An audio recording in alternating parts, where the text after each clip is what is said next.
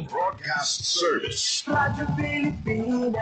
Radyo Publiko ng Bagong Pilipinas para sa Bagong Pilipino.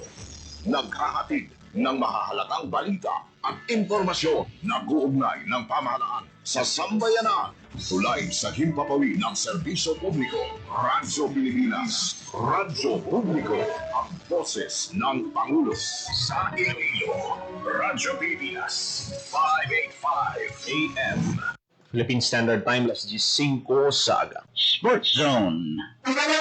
Mga balita sa hinampang. Diri sa Iloilo, sa pungsod, kung bisan di man nga bahin sa kalibutan. Mga hinon-anon sa patag sa hinampang. Inyo mahibaluan sa Sports Zone. Ang kahapdi sa kalutusan. Ang kasadya sa katalagan. Ululupod natin nasaksihan sa Sports Zone. Programa sa hinampang. Pagkilala sa mga tao sa ilang kinaagman, sa ilang pagpaninguha nga matibong ang kawalingon nga hampang.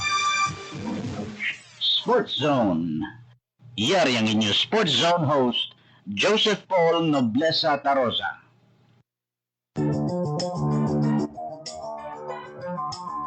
Mayong aga Western Visayas, mayong aga syudad kag probinsya sang Iloilo. Welcome sa pagpangalagad sang programa Sports Zone.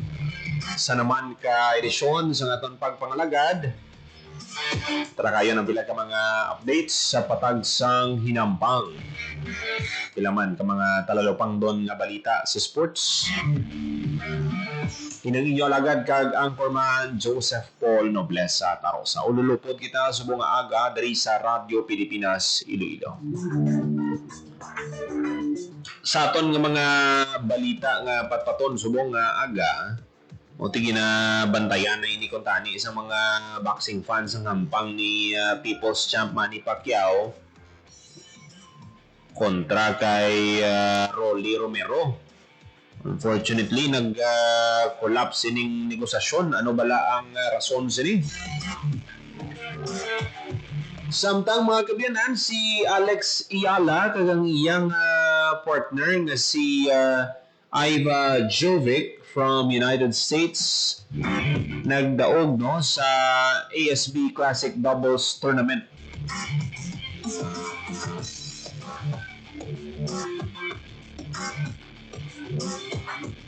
Kag sa ibang pagignaton nga balita, kapisnon nga nagdaog sang silver medal sa Southeast Asian Games na courtesy call kay Governor Frednil Castro. Kag mga kabyanan, ningin viral no ining post sang isa ka netizen, nag-viral ini nga nagareklamo sang pila ka mga nakitaan nga guba no sa Shack Oval sang Iloilo Sports Complex. Kuantas ang patag sini ang Iloilo Provincial Government pinagi kay Sports Development Officer 4 kay Sir Ray Cabarles.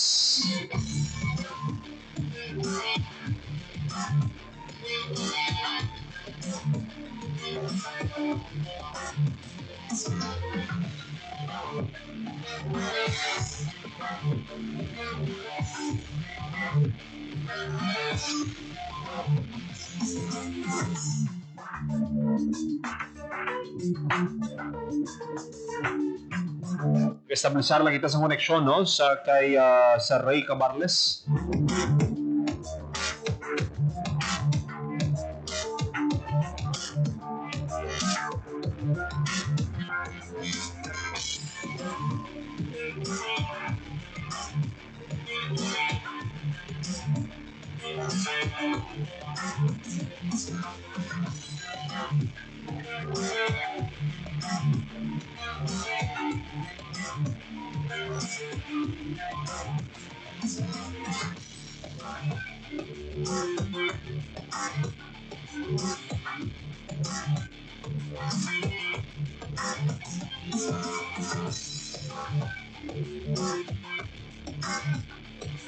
Importante nga makuhatan sites ng Iloilo Provincial Government na bangod kinahanglan naton maatagan ang namataga ng aton mga pumuluyo alugid bala no ang estado sini.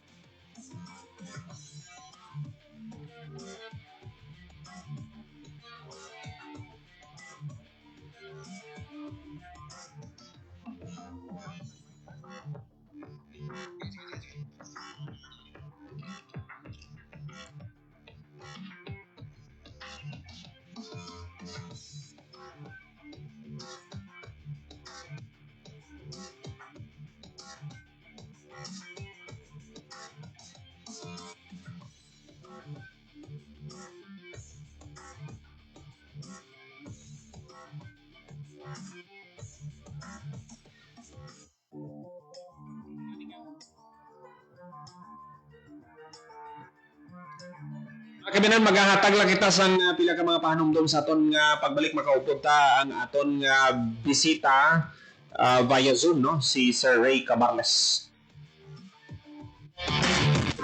Time to celebrate kulturang Pinoy. Tradisyon, musika, sining, literatura at iba pa.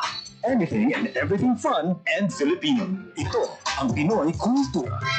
Bahay kubo, kahit munti. It's a song Filipino mothers teach their kids early on. A sort of teaching song. Natuturo sa mga bata magbigkas ng salitang Pilipino. Of all things, pangalan ng mga gulay. And maybe encourage them to eat vegetables? Everyone knows it. If you don't, hindi ka lalaking batang Pilipino. Wikipedia describes it as a Tagalog folk song that talks about a cube house made of bamboo with a roof of nipa or palm leaves, surrounded by different vegetables found in the Philippines. Wikipedia says it's from the lowlands of Luzon. It's said to have been written by national artist Felipe Padilla de Leon, was first included in the collection of Filipino folk songs in 1924. In 1966, famous soprano Silvia La Torres sang her version of it on her album. Bahay kubo, kahit munti. In 68, Sampaguita Pictures made it into a movie based on the lyrics. Ryan Cayabyab included it in his album. Lea Salonga sang it.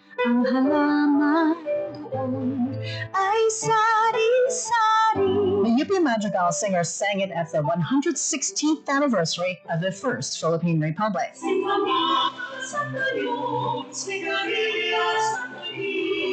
Bahay Kubo is a long-lasting legacy. You still hear it today. Laman ng mga trivia contest. The number of Filipino school children that have sung the tune are legion. Many doing so ad infinitum in school programs, making it the most recognizable and easy to remember tunes ever. Oh, naalala mo pa ba? Ilang gulay ang binabanggit sa Bahay Kubo? Can you name them all? Yan ang Pinoy Kultura. Because our culture is cool. Time to celebrate kulturang Pinoy. Tradisyon, musika, sining, literatura at iba pa. Anything and everything fun and Filipino. Ito ang Pinoy Kultura.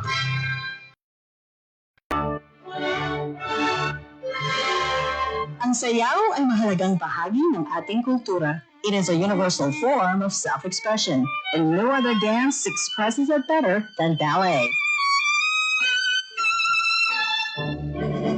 Meet Alice Reyes, a Filipino dancer, choreographer, teacher, director, producer, and founder of Ballet Philippines. Alice took lessons in classical ballet at a very young age. She completed a Bachelor of Arts degree in History and Foreign Services and took postgraduate studies at Ateneo de Manila University.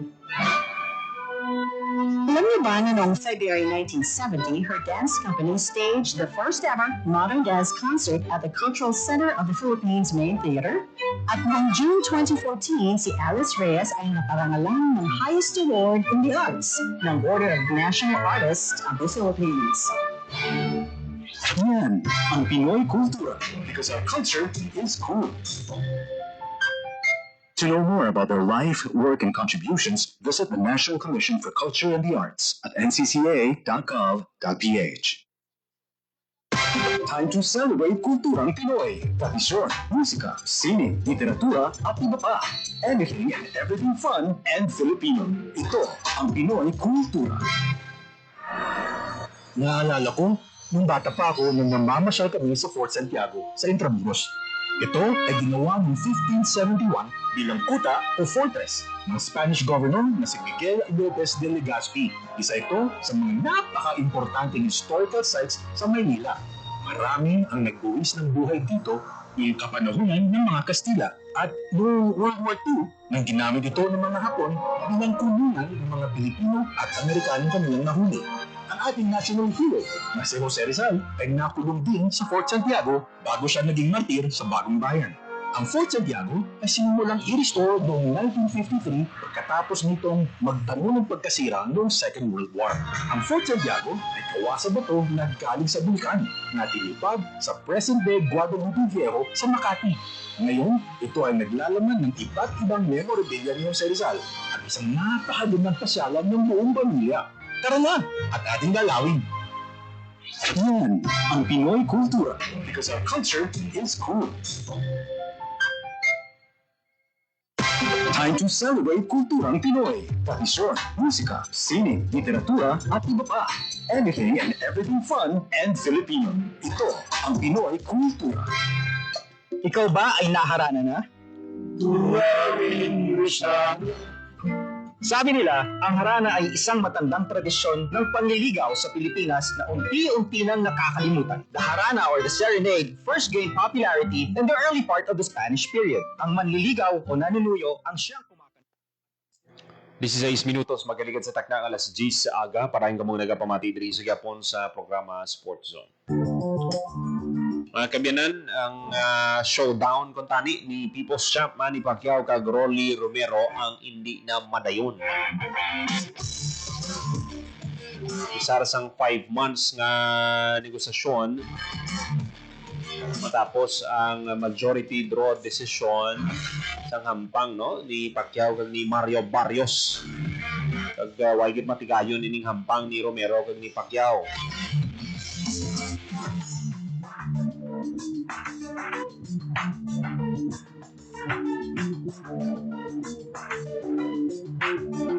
Ang negosasyon sa tunga sa duha ka kampo naapektuhan na sang ang World Boxing Association nagmando kay Romero nga i-defend ang iya championship belt kontra kay Shakram Diazov sa December 4.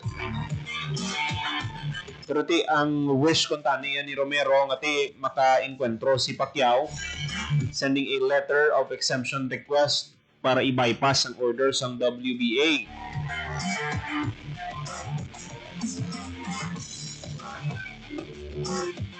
Iting gusto niya matabo ni Romero nga skip niyang title defense kontra kay Diazov kag dayonon ang hampang kontra kay 8th Division World Champion Manny Pacquiao.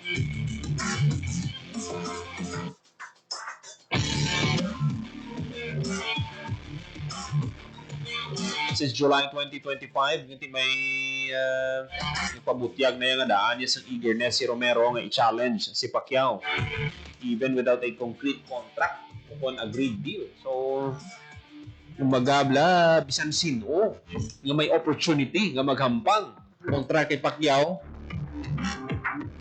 excited. Kumbaga, willing silang i-give up ang mga upcoming fights nila, makahampang lang, willing sila mag-adjust kay Pacquiao bisan ganing way pas ang kontrata. Hindi mo makita kung ano ka disibido ang mga boxers. Isa ka Hall of Famer, 8-time division world champion ang maka-encuentro nila.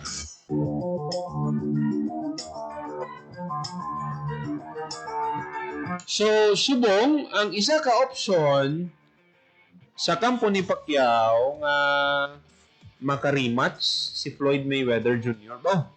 Saho-saho gini sang mga Filipino fans kung madayon.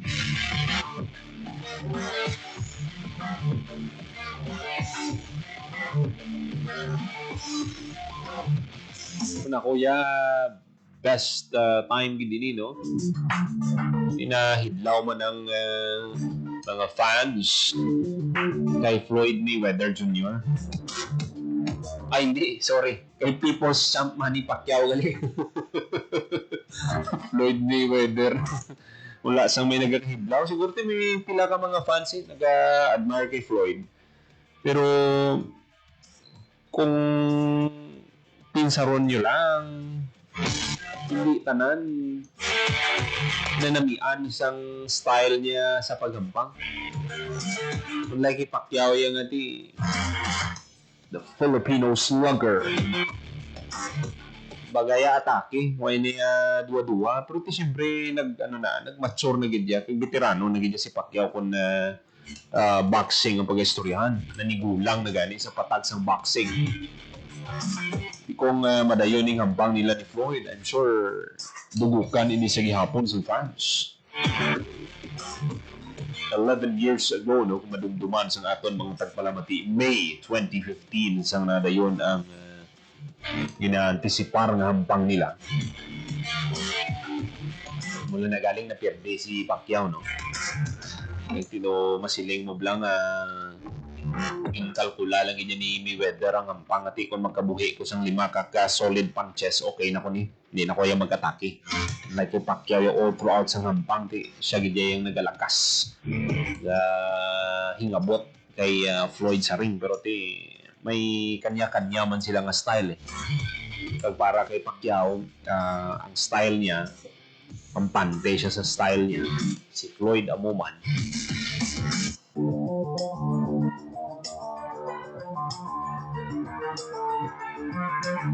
Pero kung kaya pa ni Pacquiao, pero nakita mo man, Mario Barrios gani, do kung lantaw mo to, do ako tsansaya man to magdao. Malipay lang gid kita nga makita si Pacquiao sa ring, totoo din ay. Siya nga pila na siya, 47, 48 na si People's Champ.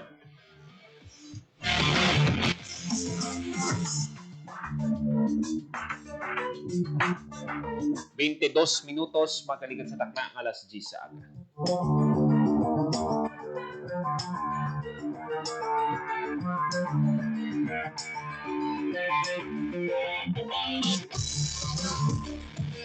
Sa iban pa naton nga balita,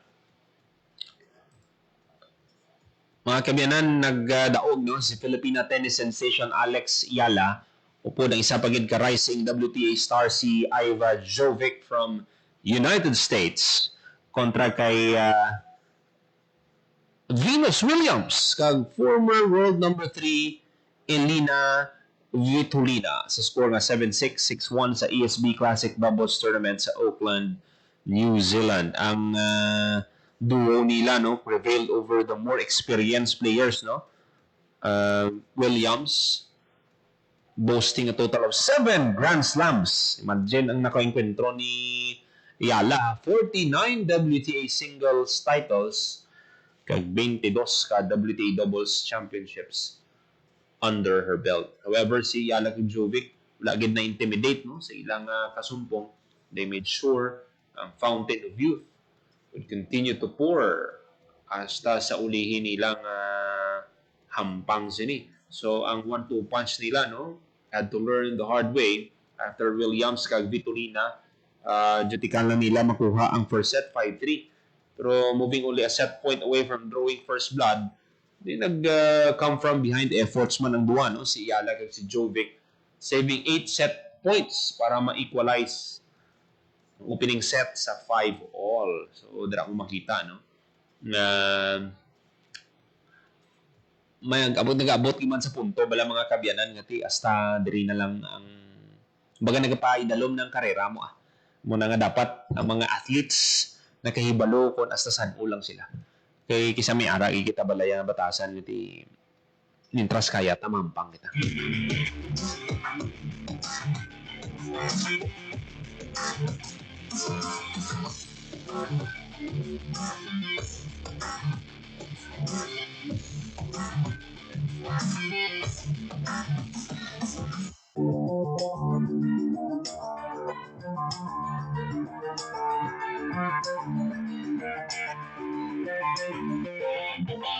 Congratulations kay Alex Yala and Iva Jovic from United States. 25 minutos magalikan sa tagda ng alas 10 sa aga. Magatag lang kita sa pila ka mga pahanundo. Magabalik lang ang programa Sports Zone. Time to celebrate kulturang Pinoy. Tradisyon, musika, sining, literatura, at iba pa. Anything and everything fun and Filipino. Ito ang Pinoy Kultura. Ikaw ba ay naharana na? Sabi nila, ang harana ay isang matandang tradisyon ng panliligaw sa Pilipinas na unti-unti nang nakakalimutan. The harana or the serenade first gained popularity in the early part of the Spanish period. Ang manliligaw o nanunuyo ang siyang kumakanta at pag sinuwerte, sila ay papapasukin sa bahay. Pag binalas, water gets thrown at them or sometimes even worse things. There's a website that actually books haranas for you to experience this widely known tradition. Sa iyong palagay, uso pa ba ang harana? Yan ang Pinoy Kultura because our culture is cool. Time to celebrate kulturang Pinoy. Tradisyon, musika, sining, literatura, at iba pa. Anything and everything fun and Filipino. Ito ang Pinoy Kultura. Kung pagandahan lang ng arkitektura, ang Pilipinas ay hindi magpapahuli sa ibang bansa. Patunay dito ang San Carlos Seminary, Rizal Theater, Capitol Theater, Manila Jockey Club, ang University of the Philippines Library and Administration Building at ang Rizal Shrine. Ito ang mga likha ni Juan Felipe de Jesus Nakpil, ang tinaguriang Dean of Filipino Architects. Si Juan Nakpil ay nag-aral at nabigyan ng bachelor's degree in mechanical engineering sa Estados Unidos. Siya at ilan pang iba ang nagtaguyod ng Philippine College of Design in 1941, which unfortunately did not survive the Second World War. In 1973, Juan Felipe de Jesus Nakpil was named National Artist for Architecture. When he died in 1986, he was given a state funeral and was buried at the libingan ng mga bayani. Yan ang Pinoy Kultura because our culture is cool. To know more about their life, work, and contributions, visit the National Commission for Culture and the Arts at ncca.gov.ph. Time to celebrate kulturang Pinoy. Tradisyon, musika, sining, literatura, at iba pa. Anything and everything fun and Filipino. Ito ang Pinoy Kultura. 27 minutos magalingan sa tagdang alas 10 sa aga patay ka mo nagapamati diri sa Japon sa programa Sports Zone. Makaupunta sa Zoom, no? Ang Sports Development Officer sa Iloilo Provincial Government, si Sir Ray Cabarles. Sir, welcome sa Radyo Pilipinas. Maayong aga, sir. Paul, may aga. May aga sa tanang mga tetramintisan na Radyo Pilipinas. Sir Ray, yung nato magkuha no sang side sang Iloilo Provincial Government sa sining post no sang isa ka netizen ngati nagpabutyag sang reklamo sa sining track oval. Sir, ano yung naton makuha ang statement sang Iloilo Provincial Government, anong mga ginahimo naton para i-improve ang facilities dira, sir? Okay. Actually, nabasa ko ngayon na ang post niya kahapon showing ang aton nga facility dire sa Iloilo Sports Complex may mga dapat na i-repair, no? Especially ang aton track oval. Okay. So, ginatuloy gin pagsabat ko na sa iya and tamo man ang mga nag-react in favor sa aton nga reply. Yes. Kay actually before nato na nabasa ang comment na no pertaining to our facility since last year istorya na naman ni Dr. Fundal ang head sa Iloilo Sports Development and Management Office na it's time again man niya i-repair ang atong track oval kay deteriorate na. Okay. Nagkataon dito. Actually kay Gob sina in baga naman si Gob na sa Gob daw bibigyan man natin nga i-rehab pero ini or total na gidyang island Okay. ang ora press track oval kaya man ni Gob siya ubrain yung pang works tapos pila ang kantidad sila. After nga nakakuha kami isang amount para sa total rehabilitation, rehabilitation total na itong ilis sang reverse track oval amounting to 40 to 44 million. Kaya maligop sila nang itatanay grupo doon. Parang island pa na ang track oval kaya tidak ko gali ang katidag na pinanganon sila sa pag-ilis, no? Sa sila na facility. now, ang manigos niya is very way na makarepair kita na meantime na makita kita sang pondo intended for the replacement no sang Chacobal. So ito nakapangita kami sang pondo by mga siguro mga October of this year 2025 of last year 2025 kad nakapangita kami sang 1 million no. Tigil pa siya naman sa nag-Brazil sa una. Kumbaga, pilagid ang needed amount sa pag-repair siya isang mga patches, mga nag-paragisi, mga nag-wave, na portion sa reverse sa Cobalt. Yan ba nila? Ang labor lang is amounting to 1,088,000. Labor lang na ha? Kaya nakita nila na mayroon kita sa remaining granules. Siyang pag-drapas ni siyang 2013, 2012 na pwede pa kita magamit. So, ginasas nila ang materials, ang basang contractor, okay ka man? Pwede pa man? So, labor lang naman. Kaya magamit ka na natin ang granules ka, mga asfalto ng isang Chacobal. So, pagsukot na sa amin niya 1,188,000, nakita kami ni Dr. Raul Banyas no, sa Tulbo. At sa time na may nakita kami nga munang amount, gisugari naman ang Regional Rights Committee na ginapangunahan ni Dr. ni Dennis Contracion, kagiging konsulta kung wala pwede mahiyagaw no, ang bidding sa labor sa pag-repair sa Chacobal na to. After that, pagka balo na ito ni Dennis Contracion, sige, sundan tang proseso. Okay. Try tang malagas ang time frame or timeline na para mabinta early. And ang Regional Rights Committee nakaka-come up sang date no na mag-bidding ina December 19, 2025. Ang problema sang bidding time na o bidding day. Okay. Bidding time na gid ay mga alas 10 na sa Oktubre. Kanawag siya itong Dennis Ventilation. So yun nga, di na ang document sa Mabid. contractor o interesado ng mga contractor. Kung na-wait kami sila kaulo daw, tambal ko kayo itong isang wait lang. Namangkod kami sa isa interesado man contractor. Tambala, willing siya nga mag-bakal sa bidos na away sa kabakal. So, why kami kay nga, gawin pwede pa sa hapon. Kaya pa sa Regional Rights Committee, no, hindi na pwede. Kaya tapos na ang meeting. Kasi supposedly, alas 10 ma-deliberate na ang mga documents na din-submit no, sa interesado ng contractor.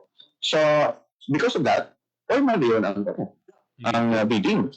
Kaya kung mali yung taniyang bidding, ang basta contractor, tara man lang sa 7 to 10 days, tapos na, kaya ang machine na dalaw nila di maka high end na mas malasig yung pag-repair niya sa aton yung nagubanga sa Cobal. Kung mag 7 to 10 days na lang, kung natigal yun, na meeting sa December 19, December 31 ko tapos na. Ang ato yung Oval. Galing lang, wala nagsanto, wala nagpabor yan panahon. Ay na bid siyang sakto. Pagkatapos na why na natuloy bidding ang deklarasyon sa Regional Rights Committee, that's the time na to na nagambal si Atty. Dennis Contracion yung i-rebid na lang. Maliwat kita sa puno ang mga proseso nga tinanganon. Tapos ang balantag ang atong nga contractors nga interesado nga kung pwede ready sila na magbakal sa bid document para nga mas madasig ang pagproseso sa procurement. Kung ma-procured na, muna nga matagaan na sa kontrata ang contractor. Kung matagaan na kontrata ang contractor, pwede na siya kaproceed sa pag-tie-off sa aton sa Chacobal. Okay. Galing yan, nauwi ang ining repair naton kaysa sa pag-posting isa natin na kilala. Hindi pa kilala sa isa sa vlogger about sa atin sa facility. Pero sir, ang luyag naton may baluan, kung i-describe mo ano ka dako ang ang may mga guba, at least may liyang aton mga kabyanan ba lang ati basi gamay man lang or ano kada adako bala. Kaya na bang each time naging mga i-rehabilitate na no. Okay. Kaya may nag-tukang na dyan na portion sa oval. While abot nga ang granules na siya nagkakakas na. In fact, dalusot na gani ang iyang asphalt na yun na itong. Ay, okay. Why na nag-asphalt? Kaya ang ibang sila siya, why na ganito pilit sa base niya lang sininto. Kaya naman ko na, sa bot di aton presidente isang July or August last year, kung yung pa din tatlo ka choppers. Ano to ka choppers yun na, nag-worsen isang condition sa Delta. Kaya nagtukal. Kaya pagtukal niya siya na, kaya ito prosado ako tama ang propeller sa nga mo, sa chopper. So pagtukal niya, nag-wavy siya. Nag-wavy siya. So hindi na niya matadlong. So kung yung matadlong, hindi pag-isip yung pag-cut yung balikiwat, pero hindi na siya ma-paste kayo doon. Naway kita sang machine na makaubra sila na maka-repair mo. So, pinabayaan na naman, pag-gin ko lang atensyon na biliwat ni Payban Nias. Kasi tayo na ngayon na kami sa tundo na kung pwede ma-repair. Naging pa-inspection ng maliwat, yung process sa contractor, kung pilagin ma-restore. No? So, and that's from the end of the contractor, 1,088,000 labor lang. Okay. So repair. Hindi naman yan. Kaya gusto talaga na hindi naman reklamo kung mulayo ka bla, kung tani. O galing lang. It's just wala mo tayo ang meeting doon. Ang mga nakalabas sa punto nga, may nagkatuting, naka-encounter sa mga sitwasyon, at siguro hindi ko niya manasanggan, yung post niya. Pero repair, no, sir, pero kung i-slanggit, pila ganito, sir? 40, 45 million? 40 to 44 million. Okay, so ang subong nga tuig, ang goal is i-repair anay ang 40 to 45 million nga islan. Mga saan ini yung target naton, sir? Actually, kung makapangita na si Bob sang kamo nga amount, sige naman yun. Paano man natin? Ma-isya natin ang natin na chocolate sa ilabas ko. Okay. So subong sir ang status ng truck oval pwede pa magamit sa aton dira nga mga kauturan abi or pwede gini? Okay, pwede. Pwede gyapon. Although ngati kung competition hindi mo na siya pwedeng hindi advisable na gamito na siya. Kaya basip ba kung madiscuss siya ang kabataan. Kung jogging ka na lang, walking ka na lang. Okay. There's no problem naman sa aton sining at sa Pabao as of this time.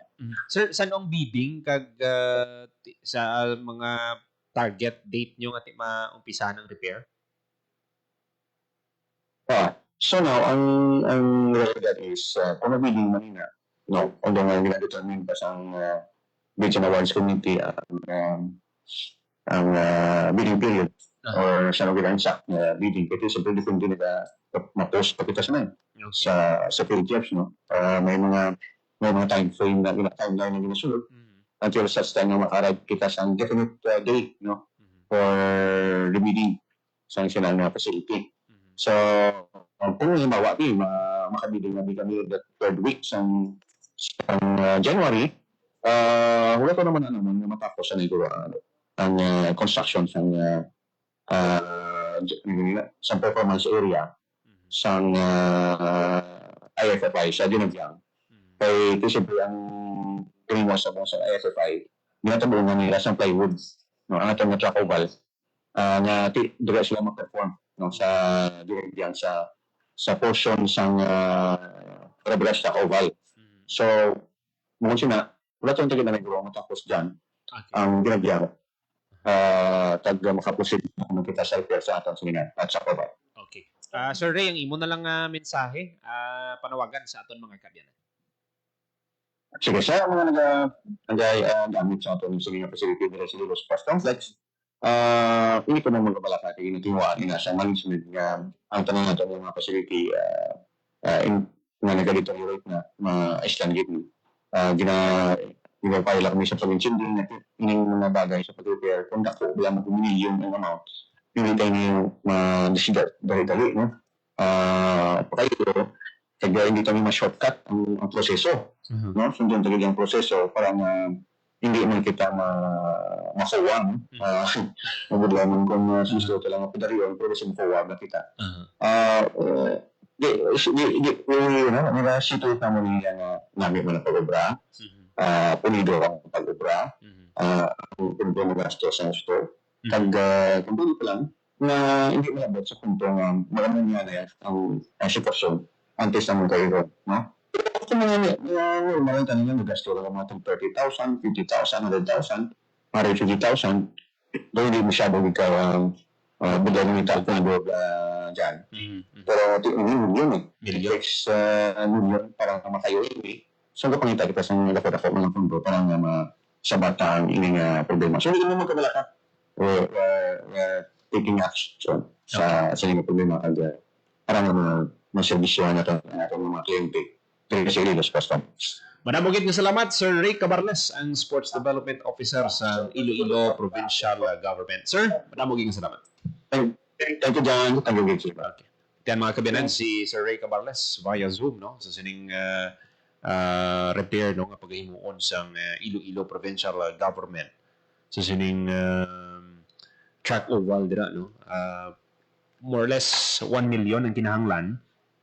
May bidding pati kayo nun kag abo na kun basihan basi mga after sang dinagang festival, no, pero may mga proseso nga pagasundon, so mo na nga hulat-hulat lang para sa aton mga kabyanan, pero tingin na medyo san ini, no, kun basihan mo December pa lang nag so may mga ginahimo na galing kiti ay lang na tigayon, no, pero kung ano lang to, no, kung na-process to dayon bisang contractor, basi pinapili na sila kagti before January na umpisahan na kagti nagamit na sa aton mga kauturan, pero pwede pa man magamit suno kay sir, pero ti kung competition ti alang-alang na hindi na gid siya pwede magamit, so munang ginahingagaw, no, para man nga ti magka-training man ang mga athletes ta from the province and city of Iloilo, kiti subong January kita, pagka February wevraan naman sa Pasig City. So muna, pero kung islan ti repair lang anay subong, pero kung islan gid mga 40 to 45 million ang kinahanglan. So pakitaan pa sang pondo, no, sang gobernador sang probinsya, Governor Toto Defensor, ang ining plano nga pag-repair sang track oval sang Iloilo Sports Complex. 43 minutos magaligad sa takna ng alas G sa aga. Natamyaw tagid sa mayong aga mga nakatutok sa aton nga pagpangalagad. Rochelin Rombuin, Sinina Aguilion, Mark Celirio Perfas, Rosy Glendel Abastillas, Catherine Luis, Elisa Odieres, Baby Jap, Rochelin Rompuin, Christine Joy Hagunob, Felisa Odieres, Christine Joy Hagunob, Christy Kataloktokan, PJ Villanueva, Edna Kumplisa, PJ Villanueva, Migota Patrick Jan Yerbes, si Merlin Morales, Riley Lloyd Pontecha, Pablo Castro Nitsuganas, Maria Leia Umadhay nila Zepol. So thank you gid sa mga nakatutok sa aton nga pagpangalagad. Magatag lang kita sa pila ka mga panumdo, magabalik lang ang programa Sports Zone.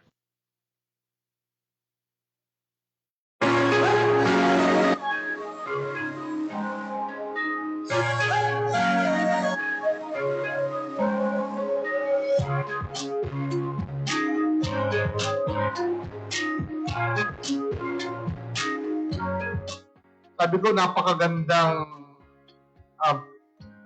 collaboration ito ng ating Radyo Pilipinas as the public radio of the Philippines, sapagkat ang collaboration ay sa pamamagitan ng paglalagay mismo ng isang radio station sa loob ng universidad. Meaning, nasa pusod na kayo where thousands of students ay naririto. And right now, we have a very, very active collaboration sa mga estudyante. As I mentioned, this is really a continuous engagement to be at 8:45 to work with the Radio Pilipinas, being our partner. Because we believe that the university could not exist without our collaborations. And we have already some initial talks with DG Amparo, Dindo, kanina on how would we maximize the potentials of our students, our faculty in the university.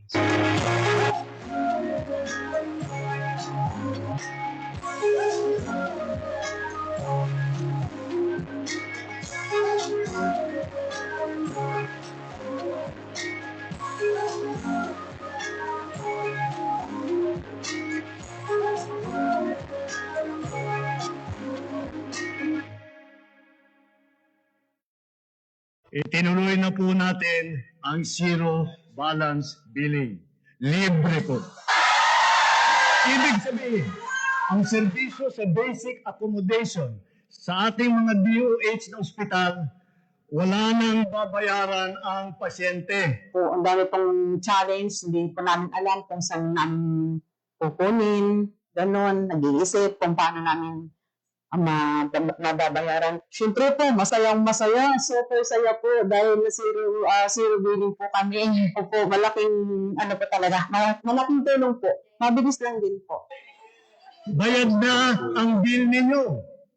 Uulitin ko, wala nang kailangan bayaran ng pasyente basta sa DOH Hospital dahil bayad na po ang bill ninyo. Naiyak ako kasi sobrang saya. Maraming salamat po, Mr. President Bongbong Marcos Jr.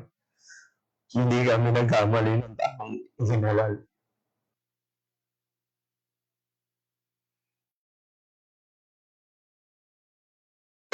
Time to celebrate kulturang Pinoy. Tradisyon, musika, sining, literatura, at iba pa. Anything and everything fun and Filipino. Ito ang Pinoy Kultura.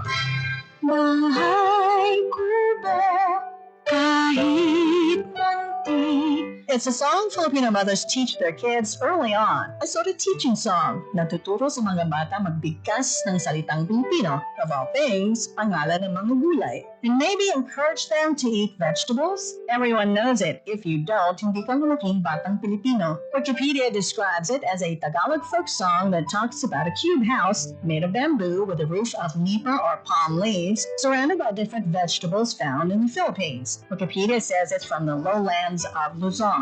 It's said to have been written by national artist Felipe Padilla de Leon, was first included in the collection of Filipino folk songs in 1924. In 1966, famous soprano Silvia La Torres sang her version of it on her album. Kahit kubo, kahit munti. In 68, Sampaguita Pictures made it into a movie based on the lyrics. Ryan Cayabyab included it in his album. Lea Salonga sang it. Ang halaman doon ay sari-sari. The UP Madrigal singers sang it at the 116th anniversary of the First Philippine Republic.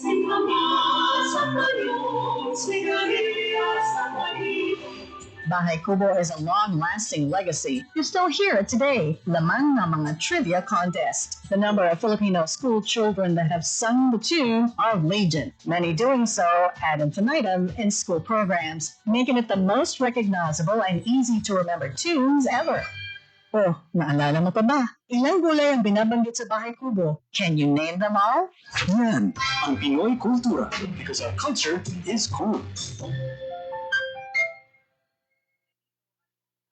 Time to celebrate kulturang Pinoy. Tradisyon, musika, sining, literatura, at iba pa.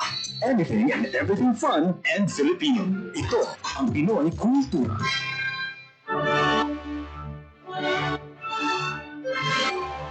Ang sayaw ay mahalagang bahagi ng ating kultura. It is a universal form of self-expression, and no other dance expresses it better than ballet.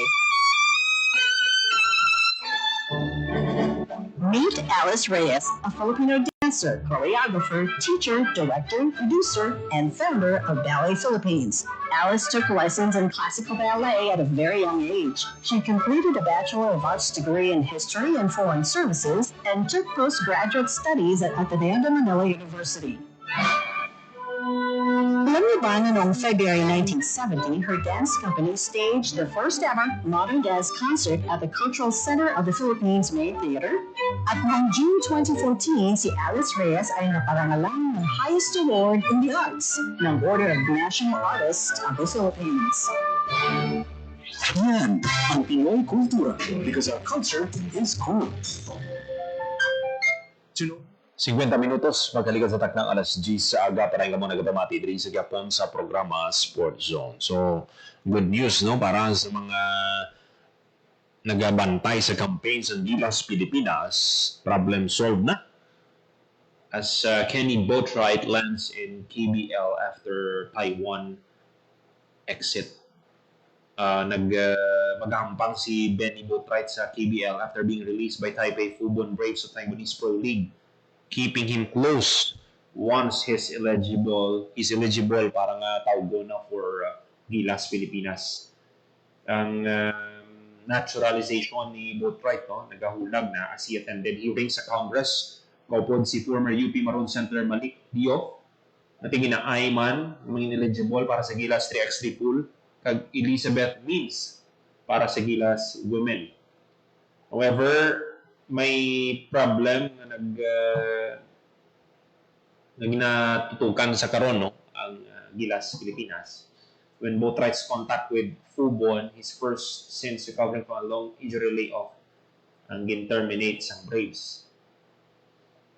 So, gin-terminate na, no, ang contract niya. So, mas malapit, no, mas mahapos. So, mayo gini kiti mag-team up siya with former Gilas shooting guard SJ Belanghel. Lain gidabi kung may naturalized player kita. Nanti mag-bulig-bulig sa ato, no? Maka-rangka pagid sa basketball competitions. 52 minutos makaligot sa taknang alas 10 sa aga ang iban pagid nga mga balita patpato naton sa masunod nga edisyon sa programa Sports. Pinapasalamatan tang aton mga kaupdanan sa technical side. Studio Mr. Rochelle Johnson Tahero sa transmitter. Mr. Jeffrey Betita. Para sa Bagong Pilipinas, Joseph Paul Noblesa Tarosa, Radio Pilipinas, Radyo Publiko. Ang inyong tulay sa himpapawid ng serbisyo publiko, ang Presidential Broadcast Service, Radyo Pilipinas, Radyo Publiko. Radyo Pilipinas, Radyo Publiko. Kinilala ng pag-international at prestigyosong Asia Pacific Broadcasting Plus Awards 2025 para sa kategorya ng Government Streaming. Ito ay dahil sa epektibo nitong pagsasanib ng mga tradisyonal na media tulad ng telebisyon, radyo at print para masabayan ang mabilis na pag-inog ng mundo ng digital at social media tungo sa mas epektibong paghahatid ng mahahalaga at napapanahong mga impormasyon sa mamamayang Pilipino.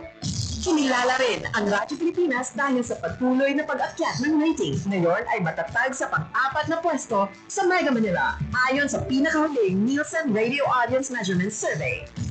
At sa social media, nakamit ang higit 2,000% pagtaas ng bilang ng mga sumusubaybay sa Radyo Pilipinas page sa unang bahagi ng 2025. Patunay ito na ang inyong Radyo Pilipinas Radyo Publiko ay tunay na kaagapay ng inyong pamahalaan sa paghahatid ng serbisyo sa mga mamamayang Pilipino. Mula sa aming lahat, sa ngalan ng inyong pamunuan at mga kawani ng Presidential Broadcast Service, kasama ang inyong mga himpilan ng Radyo Pilipinas sa buong kapuluan. Maraming salamat po sa inyong lahat, sa inyong pagtangkilik at pagkilala. Radyo Pilipinas, Radyo Publiko.